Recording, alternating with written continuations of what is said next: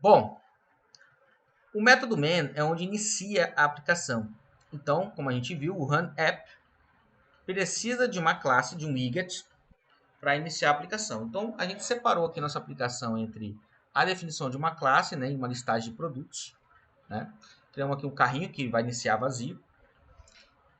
E agora a gente vai ver o stateless widget, que é o nosso widget estático. Lembrando que um widget pode ancorar outro e por aí vai. Então, esse aqui, a nossa classe, o ifStory, é a classe que vai iniciar a nossa aplicação no RunApp. Como eu expliquei, overread é porque esses métodos já estão prontos. Ele só está sobrescrevendo. Então, o método build, que vai retornar o nosso widget, ele já existe na stateless widget.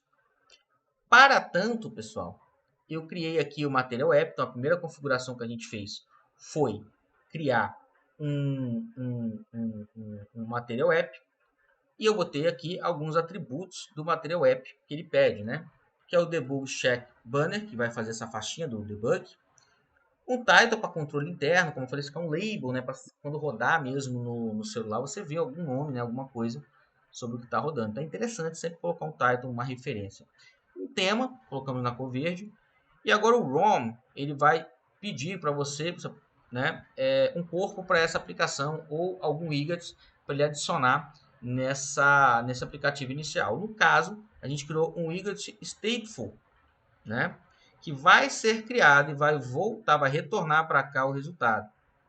Né? Muita gente deve ter visto, mas não é dinâmico, professor? Sim, mas quando ele retorna para cá, ele já foi constituído. Novamente, se eu tirar, ele vai reclamar, mas não tem tanto problema. Geralmente, o SUS do Dartpad ele avalia o seu código e te ajuda a entender aonde que é interessante colocar o const e aonde não é. Agora, o página inicial, né, ele é um stateful. E para isso, a gente tem que ter um key. Por quê? Quando eu mudo de janela, a identificação dessa janela e dessa precisa ter diferença, porque o Flutter ele trabalha como se eu botasse camadas. Então, quando eu clico aqui, meio que eu jogo em cima da janela anterior essa janela. Então, quando eu volto, eu tiro, né? O nome disso é stack, né? Stack, ou camadas, ou pilha, né? Como muitos falam, elas trabalham dessa forma. Bota uma em cima da outra, você empilha e desempilha as cadeias. Então, eu preciso de uma chave. Então, essa estrutura aqui, ela é padrão da documentação também. E a gente tem, então, quando a gente usa o super, né, o this é essa, o super é, olha, lá na minha classe pai eu vou usar o mesmo construtor. Eu só estou criando um construtor baseado no construtor já pré-existente, tá? E aqui eu vou usar o método createState, então eu vou mudar, override, né? Que ao invés de ele ter um estereótipo para o default, ele vai fazer um estado para a página inicial, que eu chamei de página inicial state. O underline na frente, pessoal, você já deve ter percebido que tem algumas variáveis. O que significa? Significa que eu poderia ter colocado aqui na lista de produtos também, admito. Mas significa que esta implementação ela é do desenvolvedor, né? Ou seja, até aqui a gente seguiu a documentação e tal, mas aqui a gente está fazendo um adendo nosso. É isso mais ou menos o que a gente quer dizer, tá? Isso aqui é realmente implementação nossa, e o outro é baseado lá na herança, puramente quase. Isso é interessante para saber, né? Muitas coisas. Porque geralmente quando você segue a estrutura, é mais difícil dar erro. Agora, com implementação nossa, geralmente pode ser a cadeia onde estão os erros, tá?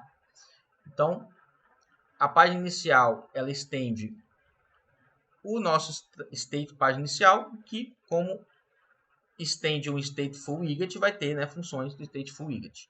Então, duas heranças aí, uma da outra, mas que vai pegar os recursos do stateful widget. Então, verdade que você tem o método build aqui para poder fazer. E aqui nós mudamos o contexto, né? Então, quando vai para a página inicial, então aqui nós estamos nesse contexto, né? O Material App. Agora, quando a gente chama o página inicial, nós estamos no contexto, né? Nesse caso, nesse estado da página inicial state. A gente vai acabar vindo para cá. E aqui a gente começa a montar a aplicação propriamente dita, né? Primeiro, a gente tem aqui uma variável C, que ela é para colocar a localidade e a simbologia de corrências no Brasil, né? Senão vai botar ali como se fosse dólar, né? E tudo mais. Então a gente consegue fazer várias alterações aí. Como eu disse, a gente tem uma biblioteca especial que vai trazer vários recursinhos para nós aí. E aqui o método build espera novamente, assim como o método anterior, um retorno de algum widget. Então nesse caso a gente começou com um scaffold. E o scaffold ele tem dois parâmetros principais. São eles, o app_bar e o body. Como eu falei, você tem que satisfazer os widgets, né, que você está utilizando para que eles funcionem. E aqui no app_bar a gente adiciona mais um widget, que é a própria barra aqui em cima, essa barrinha verde, que precisa pelo menos que você passe um título. E usamos o elemento text. Novamente, ele é constante, porque ele vai ser criado e compartilhado entre as componentes aqui da página. E também ele não vai mudar, né, durante o estado da aplicação. Então, é interessante que ele seja criado e mantido como const, tá? Novamente, você pode tirar, não vai dar problema, mas a ferramenta agradece. E no corpo, o que a gente fez? A gente fez o quê?